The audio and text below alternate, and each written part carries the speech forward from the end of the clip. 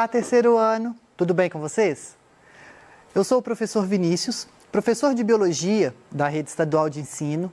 Estou aqui hoje, junto com o nosso intérprete de Libras, Hermes. Oi, Hermes.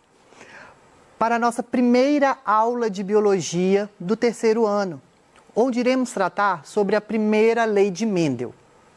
Na nossa aula de hoje, nós vamos explicar como a segregação dos cromossomos homólogos na meiose determina a separação dos alelos de um gene, representar, por meio de esquemas ou modelos, a separação dos cromossomos e dos alelos de um gene na meiose e compreender a herança monogênica. Para a gente iniciar, vou contar uma história de Mendel. Vocês já devem ter ouvido falar sobre Mendel. Ele é considerado o pai da genética. Mendel foi um monge austríaco que viveu no século XIX e ele é considerado o pai da genética pelos seus estudos e contribuições que ele fez para o ensino de hereditariedade sobre a transmissão das características hereditárias. Mendel, o sonho dele era ser professor de ciências da natureza, de ciências naturais. Ele chegou a sair do mosteiro e para cursar a faculdade, se não me engano, a faculdade de Viena, onde no exame final ele não conseguiu o seu certificado. Por quê? Ele tomou bomba, ele não conseguiu nota satisfatória em biologia. Acredita? Mas como que o cara não consegue nota satisfatória em biologia, é considerado pai da genética, que é a biologia que vai estar explicando? Então, ele conseguiu outras notas, física, química, matemática, mas a biologia não. Voltou para o mosteiro e aí, fazendo seus trabalhos, muito curioso, e sobre o conhecimento que ele tinha na precisão de elaborar pesquisas e dos seus métodos, porque ele chegou a cursar a Universidade de Ciências, ele ficou observando, querendo então saber essa transmissão dessas descendências, dessas características.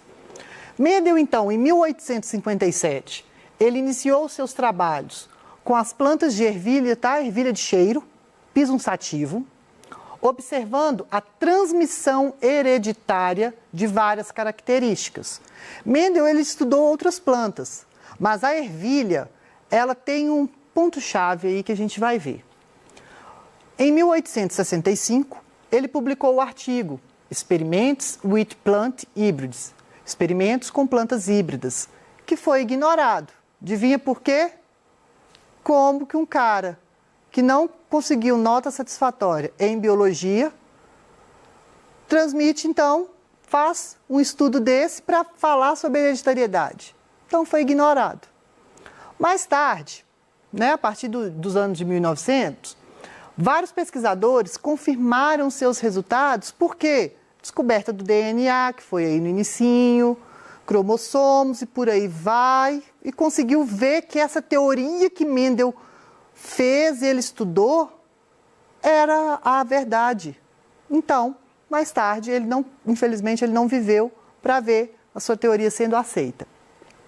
E nós temos duas leis que ainda hoje são base para os estudos genéticos. Primeira lei de Mendel e segunda lei de Mendel.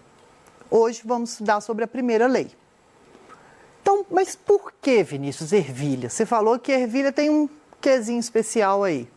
Ervilha, ela é de fácil cultivo, um dos pontos-chave. Depois, as características das ervilhas, elas eram constantes e de fácil observação. Como assim? Ela não variava, ou era aquilo ou não era. Ciclo de vida curto. Então, em um pequeno período de vida dela, ela vai também o quê? Deixar vários descendentes. Com isso, então, em estatística, vocês estão vendo aí no terceiro ano, trabalhando com moda, mediana, média aritmética, ponderada, isso é conteúdo de estatística. Então, a gente sabe que numa amostragem, quanto maior a minha amostragem, mais preciso pode ser o meu resultado. Então, um grande número de descendentes. E de fácil polinização. As ervilhas de cheiro, elas só conseguem se reproduzir através da autofecundação. Como assim, Vinícius? Elas mesmas se fecundam. Nós vamos ver. Então, isso daqui é o porquê das ervilhas. Mendel, na sua pesquisa, ele observou 7 características de ervilhas para chegar em sua conclusão. Vamos lá. Primeira característica que ele observou foi a textura da semente. E ela pode ter as variáveis. Sempre tinham duas. Ou era lisa ou era rugosa. Depois, a cor. Ou era verde ou era amarela. A vagem, onde ficavam as sementes. Ou é verde ou é amarela. A forma dessa vagem pode ser inflada ou comprimida. As pétalas das flores podem ser brancas ou violetas. A posição das flores ou era posição axial, que igual a gente está vendo na imagem, ou terminal. E a altura da planta, ou ela era alta ou era baixa. Olha como essas características, elas são de fácil observação. Você não precisava de ficar olhando assim, será que é um verde claro, escuro? Não, ou é verde ou é amarelo. Ou é lisa ou é rugosa. Não tem meio termo. Isso contribuiu muito para os estudos de Mendel. Então, como que Mendel fez? Lembra que eu falei da autofecundação? Então, a flor da ervilha está aqui. Ela vai ter a parte feminina e a parte masculina. O que vai acontecer? Ele tirou as anteras dessas flores, para que elas não se autofecundassem. Por quê? Como elas se autofecundam, ó, a flor ela é fechada. Eu esqueci de falar, ela é fechadinha. Ela só vai abrir para fazer essa autofecundação. Abriu, autofecundou, fechou de novo. Olha só que engraçado. Então ele, na hora que abriu, cortou aqui e pegou com o auxílio de um pincel, que fez o que a gente chama de polinização cruzada. Pegou o pólen, que é o gameta masculino, da flor branca, colocou aqui no gineceu da flor violeta. Pegou o pólen da flor branca e colocou então da flor violeta e foi para a flor branca. Isso é polinização cruzada. Então ele misturou, houve essa troca aí de informação e vê o que aconteceu. Adivinha? 100% dos descendentes eram ervilhas verdes. Que engraçado. Aí Mendel ficou lá pensando, gente, mas como assim? Eu tinha aqui ervilha bonitinha, troquei um com o outro, mas por que só deu verde, não deu nenhuma amarela para contar a história? Aí, a análise então dessas características, né, das características físicas da prole, só pode ser confirmada após 2 gerações, que vai fornecer então evidências de transmissão da hereditariedade de ambos os parentais que a gente fala, de ambas as flores, para aí a gente saber o que aconteceu. Não adianta eu só ter feito um cruzamento, ele ter feito cruzado que pronto, transmite assim. Não, com calma, devagar. Então vamos lá. Os primeiros experimentos de Mendel, ele envolveu cruzamentos monohíbridos, ou seja, ele envolveu uma característica apenas, estudou uma de cada vez, como essa característica se manifestava. E por ser híbrido, o que é híbrido? Não é um indivíduo que não vai ser puro, de linhagem pura, digamos assim? Então, isso é híbrido. A partir do momento que ele pegou o pólen da flor branca e fecundou a flor violeta, essa flor, então, essa planta já está... Os seus descendentes serão híbridos. Então, ó, e aí eu represento aqui, ó, por letras. Bzão, Bzão ou Bzão, Bzinho. O que acontece? Bzão, Bzão, eu estou mostrando que o meu indivíduo é de linhagem pura, porque são letras iguais, a gente vai ver o porquê. E quando eu tenho letras diferentes, uma maiúscula e uma minúscula, eu falo que então meu indivíduo ele é híbrido. E então, eu tenho o fenótipo, vamos guardando já alguns nomes. O meu fenótipo vai ser o quê? A característica que eu estou vendo. No caso aqui vai ser flor violeta. E o meu genótipo, que é aquilo que vai estar dentro do meu material genético, que vai estar dentro da minha célula. Tranquilo? Então, como que foi o cruzamento realizado por Mendel? Ele pegou o que a gente chama de geração parental, os pais. Linhagem pura, 100% homozigoto. O que é o 100% homozigoto? Letras iguais. Bezão, bezão, bezinho, bezinho. Não são letras iguais? Então, homozigoto. Verde e amarela. Aí, cruzou. Geração F1 foi 100% amarela. Indivíduos híbridos.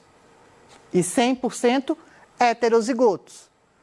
Plantas, então, com letras diferentes, ó. Bezão, bezinho, azão, azinho, tesão, tezinho e por aí vai. Heterozigoto. Cruzou F1 com F1. Como assim F1 com F1? Cruzou, então, esses filhos. Então, autofecundou. Mas por que, gente? Só apareceu, então, em F1 semente amarela? Engraçado, né?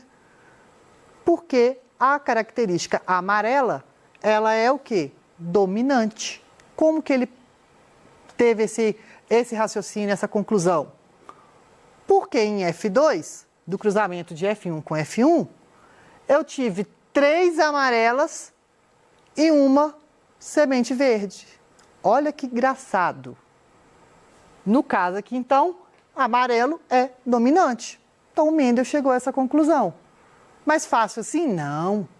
Ele estudou as 7 características e viu que esses padrões se repetiam nas outras características, onde, quando ele cruzava espécies de linhagem pura e homozigota, a geração F1 sempre dava apenas uma única característica, amarela, ou lisa, ou branca, e por aí vai.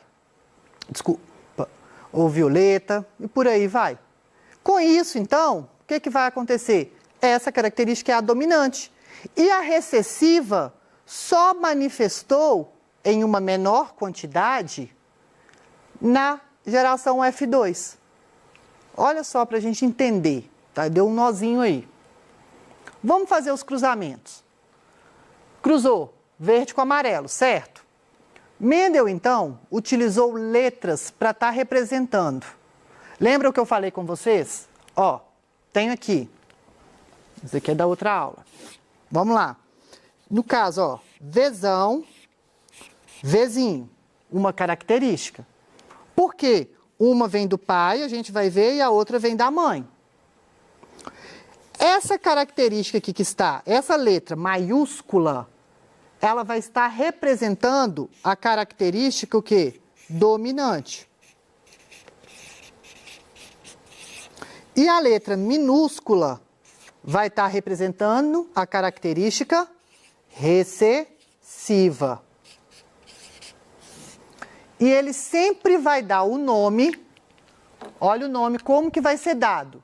Sempre a letrinha que ele utilizou vai ser referente à primeira letra, primeira inicial da característica recessiva. Nós vimos que amarelo é dominante, certo? Entre amarelo e verde, qual que é recessivo? Verde. Então, ó, Vzinho para verde, Vzão para amarelo.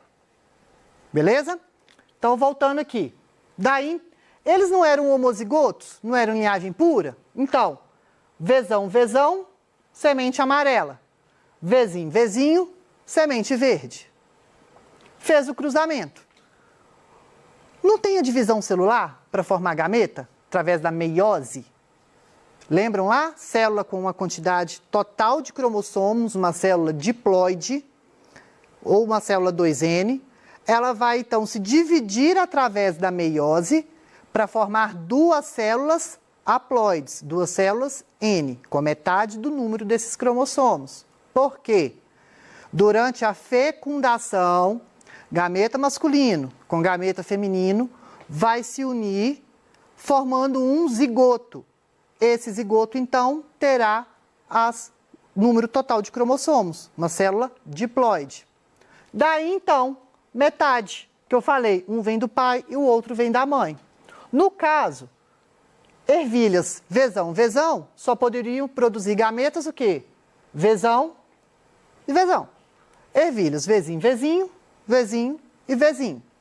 Como que foi F1? 100% o quê? Amarela, não foi? Olha lá. Vzão com Vzinho, Vzão, Vzinho. Então, todos 100% Vzão, Vzinho. Depois ele pegou e cruzou F1 com F1, não foi? Vzão, Vzinho com Vzão, Vzinho. Vzão, Vzinho pode produzir, então, dois tipos de gametas. Ou Vzão ou Vzinho. Não é que pode produzir. Aí parece que produz aleatório. Na hora da separação, por elas estarem em cromossomos homólogos, vão estar, de um lado vem Vzão, do outro lado vem Vzinho. Para na hora da junção, ficar então os dois, que vai ser o que a gente chama de gene, a gente vai ver mais para frente. E aqui, ó, Vzão, Vzinho do mesmo jeito. Vzão com Vzão, Vzão, Vzão. Vzão com Vzinho, Vzão, Vzinho. Vzinho com Vzão, Vzão, Vzinho. Mas por que não é Vzinho, Vzão? A gente sempre coloca a característica dominante na frente. Vzinho com Vzinho, Vzinho, Vzinho. Reparem, olha, que para a característica recessiva aparecer, ela tem que estar em homozigose, que a gente fala. Ela tem que ser um indivíduo homozigoto. E para a característica dominante aparecer, ela não necessita de estar em homozigose, porque ela vai dominar. Mas isso pode variar, a gente vai ver mais para frente. Mas não vamos preocupar com isso, não. Então, ó, aqui, 100% em F1 foi o quê? Vzão, Vzinho. Os genótipos, então, de todos os indivíduos aqui são Vzão, Vzinho. E o fenótipo, 100% amarelo. Quando eu perguntar genótipo, eu estou falando das letrinhas. Fenótipo, característica manifestada. Aqui embaixo, F2, 25% vai ser Vzão, Vzão. 50%, Vzão, Vzinho. 25%, Vzinho, Vzinho. Fenótipo, ó, não coloquei. 3 amarelas para uma verde. No outro slide tem. Eu posso estar representando isso através de um quadro, em vez de fazer aquelas ligações. Através do quadro de Punnett, ou de Pinet. Coloco, então, de um lado, como se fosse o joguinho da velha, os gametas masculinos, do outro, gameta feminino.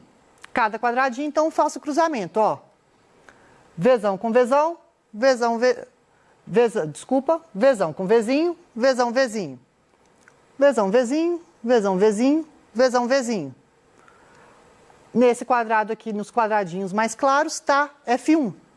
100% Vzão, Vzinho. 100% ervilhas amarelas. Então, aqui, ó, genótipo, fenótipo. Só lembrando. Vamos fazer o cruzamento, então, de Vzão, Vzinho com Vzão, Vzinho. Coloco aqui, separo. Vzão em um quadradinho, Vzinho no outro. Vzão em um quadradinho, Vzinho no outro. Vzão com Vzão, Vzão, Vzão. Vzão com Vzinho, Vzão, Vzinho. Vzão, Vzinho, Vzão com Vzinho, Vzinho, Vzão, Vzinho. Eita! Calma. Vzinho com Vzinho, Vzinho, Vzinho. Agora vamos lá então para os fenótipos. Vai ser 25%, desculpa, o genótipo, ou 1/4, por que 1/4? 1 em 4 resultados, Vzão, Vzão. 50% ou 1/2, que vai ser Vzão, Vzinho. E, desculpa, não 15 não, desculpa, é 25% Vzinho, Vzinho. Ou 1/4, que é 25, tá, gente? Desculpa. Então, vamos lá. Genótipo, os fenótipos. Amarelo, Vzão, Vzinho, amarelo. Vzão, Vzinho, amarelo. Vzinho, Vzinho, verde. Proporção fenotípica agora, os genótipos. 3/4 ou 75% são o quê? Amarelas. 1/4 ou 25% verde. E aqui então eu tenho os meus fenótipos. Bom, infelizmente nossa aula está acabando, não vai dar. Aqui a gente fez o cruzamento, mas aqui eu tenho então, só para a gente fechar, o vocabulário genético, que vai ser a proporção genotípica, quando eu tenho os genótipos, desculpa, e a fenotípica, que eu tenho os fenótipos. Na próxima aula a gente volta, tá? Até a próxima!